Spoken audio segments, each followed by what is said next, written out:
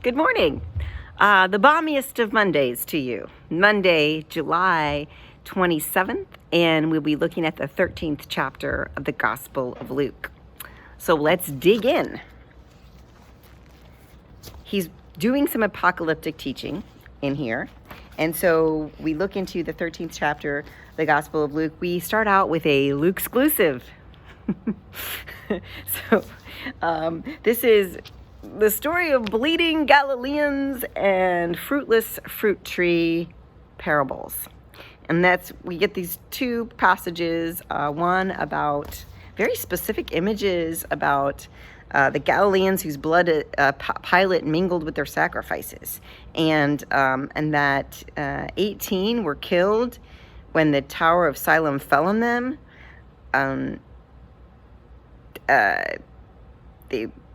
Unless they repent, they will all perish. So he's just talking about repenting and how people, giving evidence for how people did pass away or were killed when they didn't repent. So this is, no,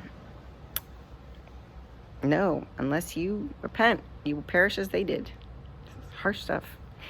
Same thing with the parable of the fig tree. So the man is a fig tree planting his vineyard, came looking for the fruit, found none. He goes to the gardener and says, I've been 3 years, no fruit.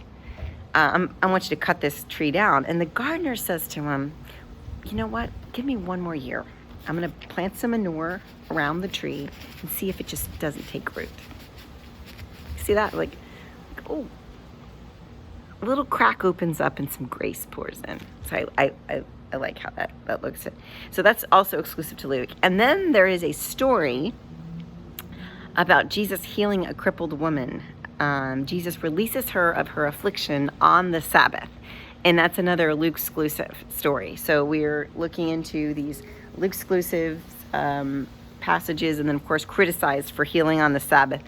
Then he teaches them, actually, no, you're wrong, I'm right, and puts them in their place about this.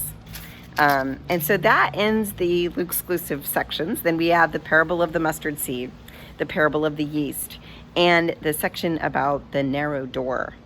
Jesus went through one town and village after another, teaching as he made his way towards Jerusalem.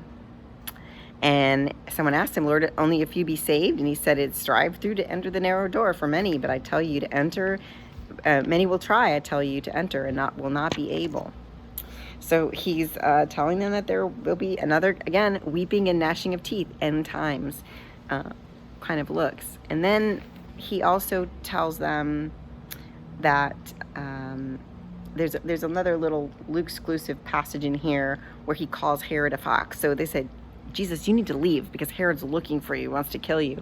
And Jesus says, tell that fox that if he wants to kill me, he's not worried. Jesus isn't worried about Herod killing him because he says that he can only be killed in Jerusalem.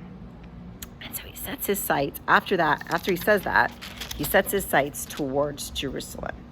That he is doing his ministry in Jerusalem today and tomorrow, and then he will be finished on the 3rd day.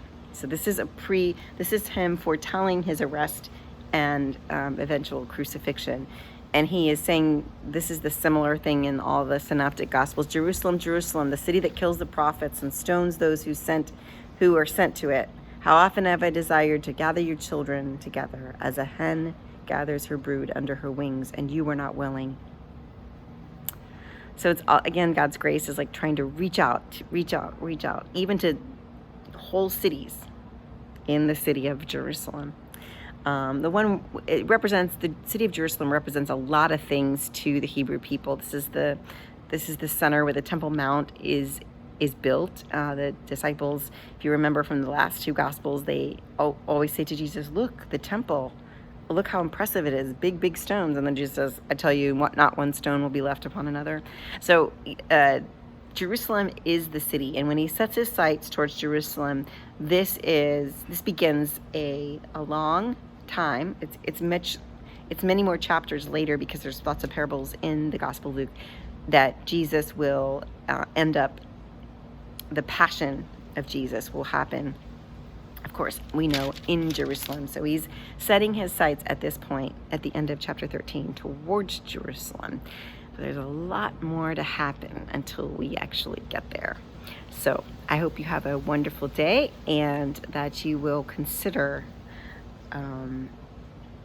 these Luke-exclusive stories and read about Jesus' teachings of mercy and hope, especially healing on the Sabbath, that this woman should be released from her affliction, having been healed on the Sabbath, and that when he sets his sights towards Jerusalem, he is putting in motion events that will end in the greatest act of sacrificial love that the world has ever known.